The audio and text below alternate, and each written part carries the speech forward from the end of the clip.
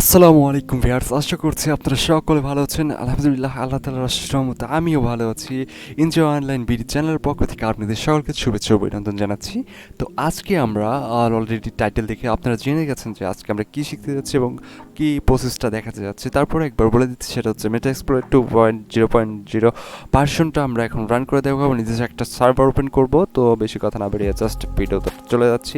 তো আমি ফার্স্ট একটা ব্রাউজার ওপেন করে নিলাম। ব্রাউজারে দেখতে পাচ্ছেন যে আমি একটা লিঙ্কে ঢুকে আছি। তো লিঙ্কটাতে আমি ডেসক্রিপশন বোর্ডে দিয়ে দেবো। আপনারা চাইলে ওখান থেকে ক্লিক করে এই ডেসক্রিপশন বোর্ডে ঢুকে যেতে পারেন। তো ডেসক্রিপশন বোর্ডে ঢুকে যাওয়ার পরে আমরা হচ্ছে ডাউনলোড অপশনটাতে ক্লিক করে নেব।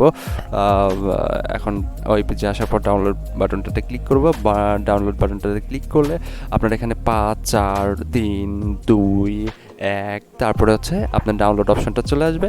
আপনি এখান থেকে সেভ করে দিলেই ডাউনলোডটা শুরু হয়ে যাবে। এটা 825 MB একটা সফটওয়্যার, তো একটু সময় লাগবে ডাউনলোড হতে। একটু ধৈর্য ধরে ডাউনলোড করে নেবেন। দেখতে পাচ্ছেন যে আমি অলরেডি কিন্তু ডাউনলোড করে রেখেছি। একটু ভিডিওটা লং যদি না হয়, তো সেজন্য আমি এটা শো ইন ফোল্ডার ওপেন করে দিচ্ছি। ওপেন করে দেওয়ার পরে দেখতে পাচ্ছেন যে এই ফাইলটা সেটা।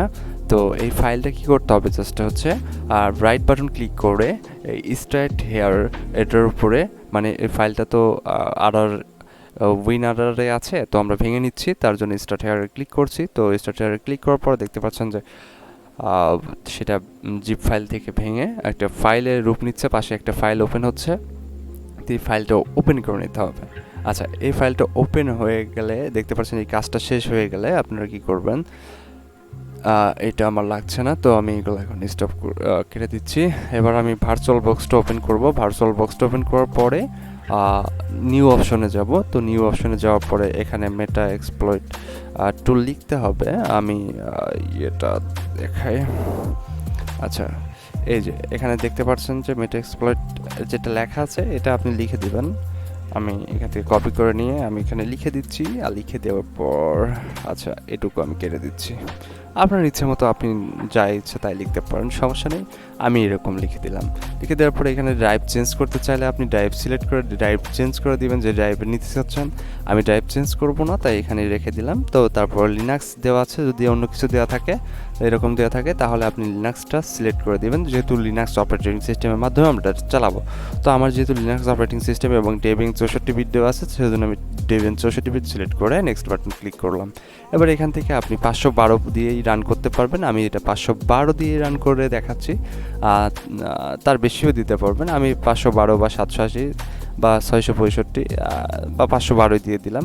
দিয়ে জাস্ট নেক্সট করে দিলাম। এবং নিচের তিনটার অপশনের মধ্যে দেখতে পাচ্ছেন যেটা use and exit virtual hard disk file লেখা আছে। তো এটার উপর আমি ক্লিক করে দিয়ে জাস্ট হচ্ছে কি করব, এখান থেকে এই যে চুজে ভার্চুয়াল হার্ড ডিস্ক ফাইল, তো এটার উপর ক্লিক করে অ্যাড এ বাটন ক্লিক করব।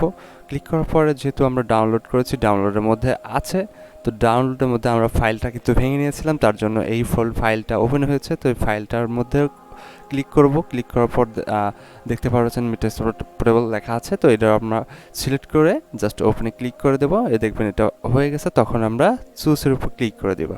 আচ্ছা, দেখতে পাচ্ছেন যেখানে হয়ে গেছে এটা নিয়ে নিয়েছে। তারপরে ক্রিয়েটের উপর ক্লিক করব। ক্রিয়েট কিন্তু হয়ে গেছে। এরপরে আপনার সেটিংস অপশনে যেতে হবে, যেহেতু একটু সেটিংসের বিষয় রয়েছে। তো সেটিংসের কোনো অপশনের প্রয়োজন চেঞ্জ করার প্রয়োজন না হলেও তারপর নেটওয়ার্ক সেটিংটা আমরা একটু চেঞ্জ করব। পোর্ট 1-এ আমরা নেট দেওয়া আছে। আমরা এই যে ব্রিজিং অ্যাডাপ্টার এটা দিয়ে দিচ্ছি, যেহেতু আমরা ল্যান্ডলাইন, তো এটা দিয়ে ওকে করে দিব। তারপর স্টার্ট বাটনে ক্লিক করে নিলাম। স্টার্ট বাটনে ক্লিক করে নেওয়ার পর দেখেন এটা এখনই ওপেন হবে। আচ্ছা, এই তো ওপেন হচ্ছে, আপনারা দেখতে পাচ্ছেন।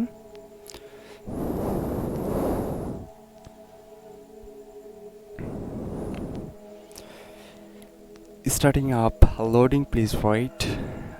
দেখতে পাচ্ছেন এটা কিন্তু রানিং হচ্ছে।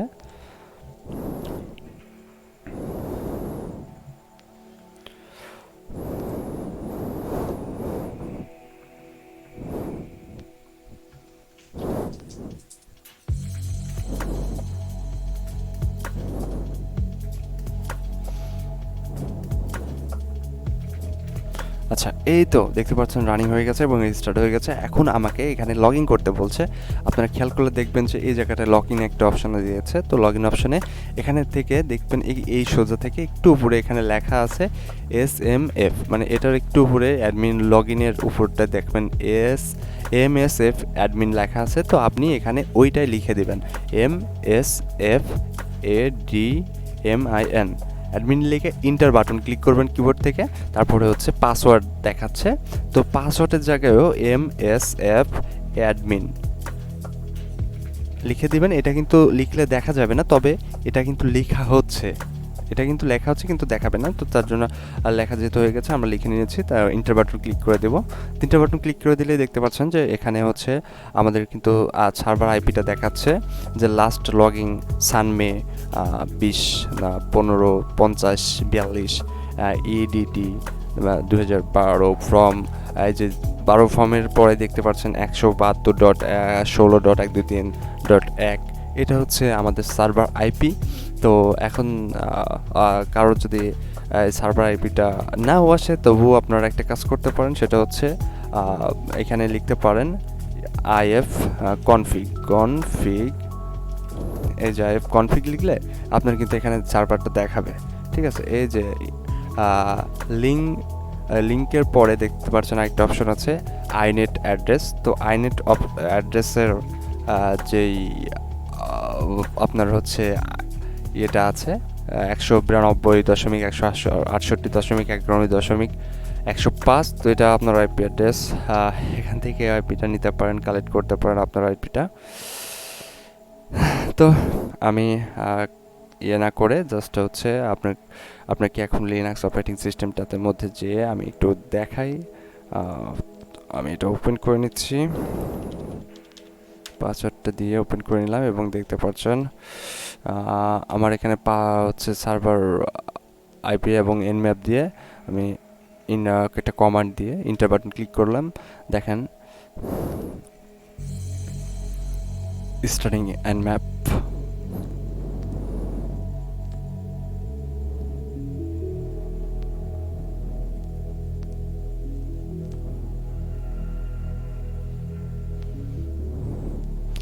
এটা একটু সময় নিবে, এটা স্ক্যান হতে একটু সময় নিবে। তো আমরা একটু ভিডিওটা পুশ করে দিই।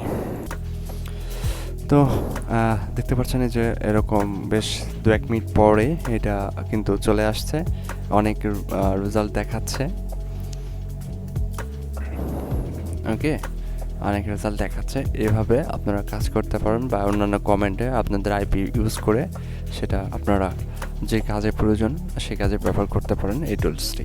তো এটাই ছিল আজকের ভিডিও। তো আশা করছি আপনাদের সকলে ভালো লেগেছে। মেটাএক্সপ্লয়েট 2 কীভাবে ইনস্টল করবেন বা কীভাবে নিজস্ব একটা সার্ভার বা আপনি ইউজ করে আপনার প্র্যাকটিসটা চালাই যাবেন সেটা আশা করি জানতে পেরেছেন। তো যদি আমাদের ভিডিওটা ভালো লাগে এবং আপনাদের উপকারে আসে অবশ্যই আমার চ্যানেলটা সাবস্ক্রাইব করে রাখবেন এবং আমার ভালোবাসা গ্রহণ করবেন এবং আমার জন্য দোয়া করবেন। আপনাদের সামনে আরও ভালো কিছু নিয়ে আসতে পারি সেই দোয়া কামনা করে আজকের মতো বিদায় নিচ্ছি। ইনশাআল্লাহ আবারও দেখা হচ্ছে নতুন কোনো ভিডিওতে। সে পর্যন্ত সকলে ভালো থাকুন, সুস্থ থাকুন। আল্লাহ হাফেজ।